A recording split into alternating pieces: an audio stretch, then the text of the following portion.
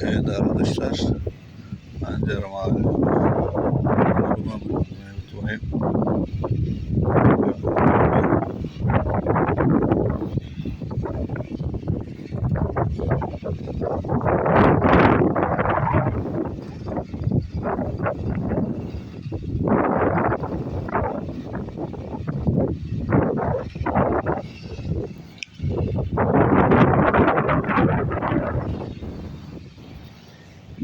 Şurayı vurdu.